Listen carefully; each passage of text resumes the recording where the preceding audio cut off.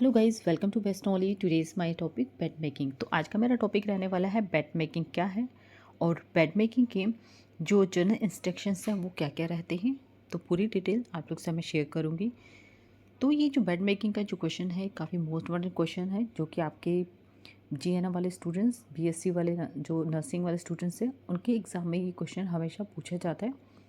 तो मैं आपको 2 क्वेश्चन बताऊँगी। अगर आपके एग्ज़ाम में अगर पूछा जाता है तो किस टाइप से पूछे जाते हैं। तो फर्स्ट जैसे कि जो क्वेश्चन बनता है, डिफाइन बेड मेकिंग। आपको डिफाइन करना है बेड मेकिंग को। Describe essential equipment during bed making. Means कि जो बेड मेकिंग है वो क्या है, इससे आपका क्या तात्पर्य है। बेड मेकिंग बनाने के लिए जितनी भी ज़रूरत की सामग्री होती है उसको आपको डिस्क्राइब करना है। कौन कौन सी सामग्री होती है जिसका आप यूज़ करते हैं।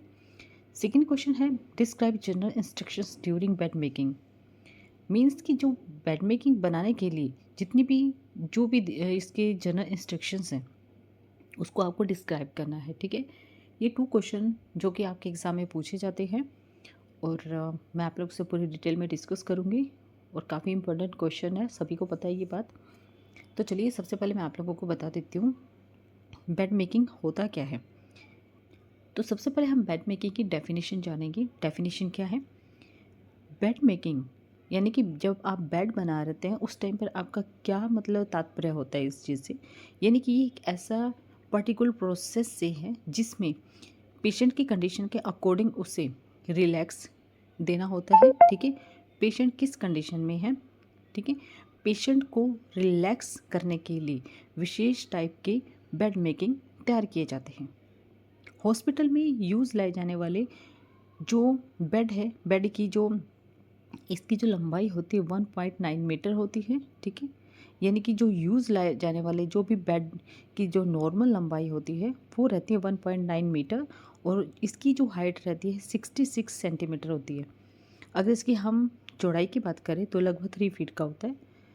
बेड को, ठीक है, अकॉर्डिंग मतलब पेशेंट के अकॉर्डिंग इसे ऊपर भी किया जा सकता है, नीचे भी किया जा सकता है, अप डाउन दोनों तरह से इसे यूज़ किया जा सकता है। बेड पर बेड मेकिंग बनाते समय निम्नलिखित चीज़ों का ध्यान रखना पड़ता है। ठीक है, सबसे पहले हम जानेंगे कि कौन कौन सी चीज़ें इसमें यूज़ में की जाती है। जो 2 मैंने क्वेश्चन बताया उनका आंसर भी यही बनेगा जो मैं अभी आप लोगों को बता रही हूँ। ऐसा नहीं है कि जो जनरल इंस्ट्रक्शन है वो अलग से उसका कोई आंसर होगा, एक ही आंसर है जो अभी आप लोगों से मैं डिस्क्राइब भी कर रही हूँ। ठीक है, दोनों तरह से क्वेश्चन आ जाए, बेड मेकिंग से कोई भी क्वेश्चन इस टाइप से आ जाए तो वो पूरी डिटेल आप यही लिखेंगे। सेकेंड हम बात करते हैं कि जो बेड मेकिंग है उस जो यूज़ करते हैं हम क्या क्या चीज़ें यूज़ में लाते हैं। करने वाले हैं मैटर्स के बारे में। मैटर्स यानी कि ये बेड के ऊपर बिछाया जाता है, अच्छे से सेट किया जाता है जो पेशेंट को अच्छे तरीके से आराम पहुंचा सके। आप सबको पता है अगर कोई पेशेंट ऐसा है जिससे मतलब लेटा नहीं जाता है, बैठा नहीं जाता है, काफ़ी ज़्यादा प्रॉब्लम में, अगर मैटर ना हो तो पेशेंट को बहुत ज़्यादा प्रॉब्लम हो सकती है। तो इसलिए जो मैटर है इसलिए लगाया जाता है ताकि पेशेंट आराम से लेट सके और बैठ सके। ठीक है, जो ये मैटर होता है ये फोम का बना होता है या फिर कोर का, कोर मतलब जूट का बना हो सकता है। पेशेंट की अकॉर्डिंग ही हॉस्पिटल द्वारा जो भी ऑर्डर होते हैं उन्हें फॉलो करना होता है। ठीक है, और ये एयर मैटर्स है जिसका यूज़ किया जाता है। नॉर्मली हॉस्पिटल में 90 सेंटीमीटर चौड़ा होता है ये और 190 सेंटीमीटर लंबाई ये मैटर्स में यूज़ किया जाता है। नेक्स्ट इसके बाद आएगा बेडशीट। ठीक है, पहला हमने बात किया मैटर्स, सेकंड है बेडशीट। बेडशीट मैटर्स बिछाने के बाद इसके ऊपर बेडशीट बिछाई जाती है। सबसे पहले क्या लगेगा? मैटर्स, सेकंड होगा बेडशीट जो कि कॉटन से बनी होती है। बेडशीट मैटर्स को पूरी तरह से कवर कर देती है, उसे चारों ओर से मैटर्स के नीचे अंदर की ओर अच्छे से दबाई जाती है। हॉस्पिटल में इसकी अगर हम सेंटीमीटर की बात करें कितनी होती है लंबाई इसकी, 270 सेंटीमीटर लंबी होती है, 190 सेंटीमीटर चौड़ी बेडशीट का यूज़ किया जाता है। ये चीज़ें आप लोगों को ध्यान रखनी है। जो मैंने आपको गद्दे का साइज़ बताया वो कितना होता है, ये 90 सेंटीमीटर चौड़ा होता है और 190 सेंटीमीटर लंबा होता है। जो बेडशीट की लंबाई है इसकी बात करें तो 270 सेंटीमीटर लंबी होगी और 190 सेंटीमीटर चौड़ी होगी। इन चीज़ों का ध्यान रखना आपने। बाद आता है मैकिन्टोश। ये प्लास्टिक या रबड़ की बनी हुई बेडशीट होती है जिससे जो भी पदार्थ होता है, जो लिक्विड होता है, नीचे की ओर नहीं जाता है। ये जो बेडशीट है उसके ऊपर बिछाई जाती है और ये पेरिनियम एरिया में बिछाई जाती है। ठीक है, फिर पेशेंट की जो स्किन है उसका देखभाल वाले जो स्थान है उस पर बिछाई जाती है। जैसे पेशेंट है, अगर कोई भी उसको प्रॉब्लम आ रही है तो उस टाइम पर जो भी मैकिन्टोश होता है, ठीक है, पेशेंट के अकॉर्डिंग ही बिछाई जाती है जिससे बेडशीट को गीला या गंदा होने से बचाया जा सके। नेक्स्ट इसके बाद आएगा ड्रॉ शीट। ड्रॉ शीट क्या होता है? ये कॉटन से बनी होती हैं जो कि मैकिन्टोश के ऊपर बिछाई जाती है। सबसे पहले क्या बिछाया जाएगा? मैटर्स, फिर आएगा सेकंड पे बेडशीट, थर्ड पे आएगा मैकिन्टोश, फिर आएगा ड्रॉ शीट। ठीक है, अब ये क्या होती है? कॉटन की बनी होती हैं जो मैकिन्टोश के ऊपर बिछाई जाती है जिससे मैकिन्टोश के कारण पेशेंट को कोई भी प्रॉब्लम नहीं हो। इसकी लंबाई जो रहती है 150 सेंटीमीटर चौड़ी और 110 सेंटीमीटर होती है। ठीक है, नेक्स्ट इसके बाद करेंगे पिलो और पिलो के कवर। पिलो पेशेंट की सिर को सहारा देने के लिए यूज़ में किया जाता है। बॉडी के अदर ऑर्गन को भी सहारा देने के लिए भी उपयोग में किया जाता है और ये फोम या रुई का बना हो सकता है।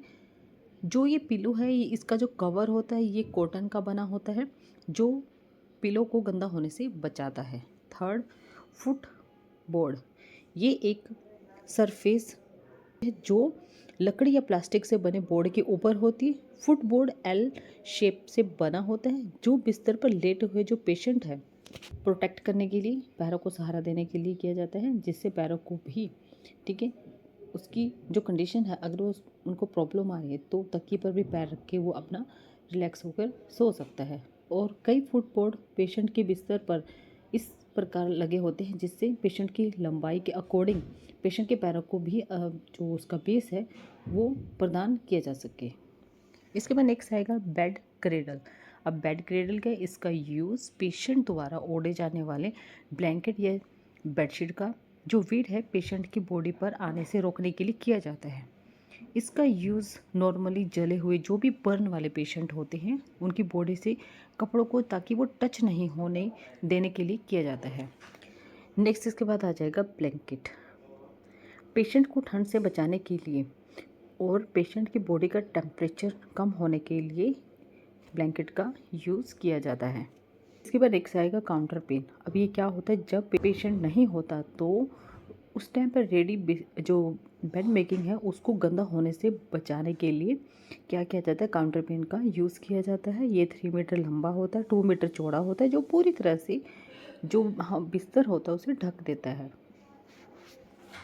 करेंगे जो बेड मेकिंग है, ठीक है, करते समय किन किन बातों का ध्यान रखना है, यानी कि जो जनरल इंस्ट्रक्शंस है उस टाइम पर आपको किस चीज़ों को ध्यान में रखना है।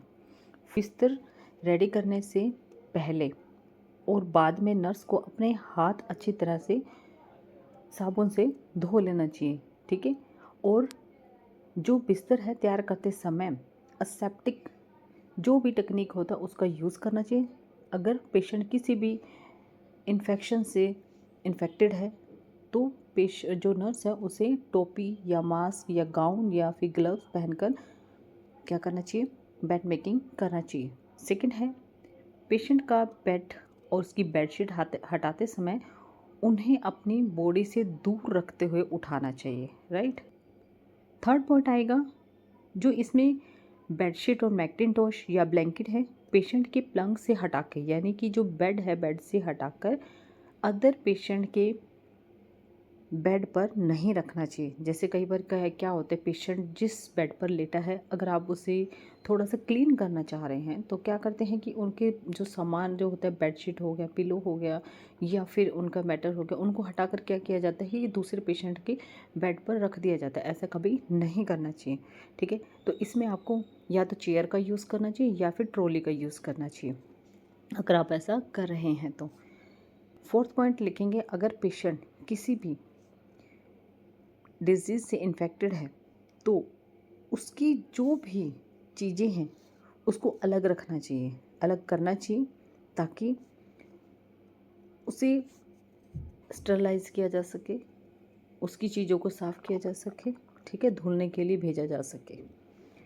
पेशेंट का बिस्तर तैयार करते समय ध्यान आपको ये रखना है कि जो बिस्तर है उसमें सलवटें नहीं होनी चाहिए, उस पर किसी भी प्रकार की कोई गंदगी नहीं होनी चाहिए, क्योंकि ये गंदगी क्या होती है कि जो पेशेंट है उसे बेडशॉट होने के चांसेस का कारण बनता है। पेशेंट के बिस्तर की जो बेडशीट है उसको चारों ओर से अच्छी तरह से फोल्ड कर देना चाहिए, गद्दों में अच्छी तरह से दबा देना चाहिए, जिससे चादर खिसके नहीं और सलवटे नहीं पड़े। जो बेड है, बेड से अगर आप उसके बिस्तर को हटाते समय उन्हें एक एक करके उठाना चाहिए, साथ ही साथ उनकी जो फोल्डिंग है, ठीक है, वो भी उसे भी क्लीन कर देना चाहिए। बिस्तर तैयार करते समय बॉडी की जो भी अलाइनमेंट है उनका ध्यान रखना चाहिए, जिससे बॉडी पर कोई भी अगर पेशेंट को प्रॉब्लम है उस पर कोई भार ना पड़े। इन चीज़ों का आपको ध्यान रखना है। बेड मेकिंग करने से पहले यूज़ में लाई जाने वाली जो भी सामग्री है, जैसे कि ब्लैंकेट, बेडशीट, मैकनिंटोश, ड्रो शीट को अच्छी तरह से क्लीन कर लेना है, ठीक है, और उसे अच्छे से सेट कर देना है। उसे ढूंढने की ज़रूरत ना पड़े, उसे आपको एक साथ लेकर आना है, ताकि आप 1 बाय 1 करके जो प्रोसेस है उसे अच्छे से कर सकें। पेशेंट को ओढ़ने की जो बेडशीट है, ये ब्लैंकेट है, उस और जो मैटर्स है उसमें इस प्रकार से दबाना चाहिए कि उसके पाँव में उसे दबाव महसूस नहीं हो और फुट ड्रॉप की भी जो प्रॉब्लम है वो भी ना हो। पेशेंट को बेडशीट या ब्लैंकेट ओढ़ते समय उसकी फेस बाहर ही रहना चाहिए, ठीक है। और इसमें और पॉइंट लिख सकते हैं, जैसे कि पेशेंट के जो बेड है उसे हटाने वाली जो भी बेडशीट को अधिक ज़ोर से नहीं फटकारना है आपको। कई बार क्या होता है, जो लेडीज़ का जैसे एक रूल है, सभी को मालूम है, जैसे कि अगर बेडशीट को निकालते हैं तो वो ज़ोर ज़ोर से झड़काना शुरू करते हैं। उससे क्या होगा, जो भी छोटे छोटे कण हो गए, जो पेशेंट जिस पे लेटा वो बेडशीट अगर ज़ोर से झड़काते हो आप, जो साथ लेटे पेशेंट हैं उन पर भी वो जर्म्स चले जाते हैं, ठीक है, वो भी पेशेंट इन्फेक्टेड हो जाते हैं। तो इस चीज़ का ध्यान रखना है, फटकारना नहीं है। इसके बाद नेक्स्ट है, जो बेडशीट है तैयार करते समय सबसे पहले आपको ये डिसाइड करना है कि पेशेंट की जो कंडीशन है उसके अकॉर्डिंग उसे जो भी रिलैक्स करने वाले जो प्रोसेस है उसके अकॉर्डिंग करना चाहिए। नर्स को पेशेंट की जो बेड मेकिंग करते समय उन्हें क्या करना, अच्छे तरीके से हर चीज़ को ध्यान में रखते करना है, ताकि इसको कोई प्रॉब्लम ना हो। जो गंदी बेडशीट होती है, ठीक है, और उसे भी हटा देना चाहिए, उससे वॉश करने के लिए देना चाहिए और न्यू बेडशीट मतलब आपको बिछानी चाहिए, राइट। मैकनिंटोश को रोल करना चाहिए। इसमें क्या होगा, बेडशीट ख़राब है तो उसे निकाल देनी चाहिए। तो आज हम लोगों ने जाना है बेड मेकिंग क्या है, बेड मेकिंग के क्या क्या इक्विपमेंट है, इसके जनरल इंस्ट्रक्शंस क्या है। ये काफ़ी मोस्ट इम्पोर्टेंट क्वेश्चंस हैं। तो इसी तरह से आप लोगों से मैं धीरे धीरे करके हर एक रोज़ न्यू कंटेंट आप लोग से शेयर करने की कोशिश करूँगी, क्योंकि जितने भी मोस्ट इम्पोर्टेंट क्वेश्चन जो आपके एग्ज़ाम में पूछे जाते हैं उसी से रिलेटेड ही आप लोगों के साथ मैं शेयर करूँगी। तो आज के लिए इतना ही, and thank you for watching my video.